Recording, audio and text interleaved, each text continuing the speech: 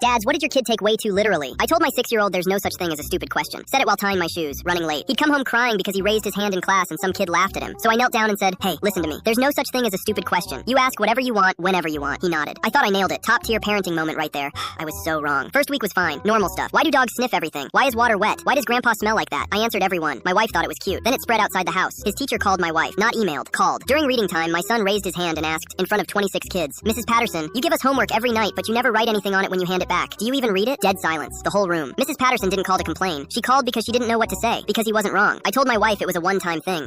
She gave me a look that said she already knew better. That Saturday, we're at our neighbor's barbecue. Burgers. Kids running around. My son walks up to Dave in front of 4 couples and says, Dave, how come you say nice things about your wife when she's here, but different things when she's not? The blood left Dave's face. His wife was 3 feet away holding a paper plate. She turned around slow. We left early. My wife didn't say a word the whole drive home. Then she said one thing. This is your fault. Thanksgiving. My mother's house. Full table. 15 people. My mom makes a comment about my wife's sweet potatoes. Small dig. The kind she's done for years. Little comments she thinks nobody catches. My son puts down his fork. Looks right at her. Grandma, how come you always say something about mom's food? You didn't even cook today. Aunt Karen brought the turkey. Uncle Ray did the mac and cheese. What did you make? Nobody breathed. My mother stood up, dropped her napkin, and didn't come back to the table for 20 minutes. My wife grabbed my hand so hard under the table I nearly yelped. I still don't know if she wanted to hug him or ground him forever. He looked at me mid-chew and said, what? It was a real question, but the one that almost ended a friendship. That one still keeps me up at night. Dinner party at our house. My buddy Jake and his wife are over. Jake's owed me $800 for close to a year. I've never said one word to him, but I vented about it to my wife in the kitchen one night. Didn't know anyone was listening. My son walks into the dining room, right between the salad and the wine. Looks Jake dead in the eyes. My dad told my mom you owe him money. When are you gonna give it back? 4 adults, total silence. Jake looked at me. I looked at my plate. My wife closed her eyes like she was leaving her body. Jake's wife said, what money? Longest dinner of my life. Next morning I sat him down.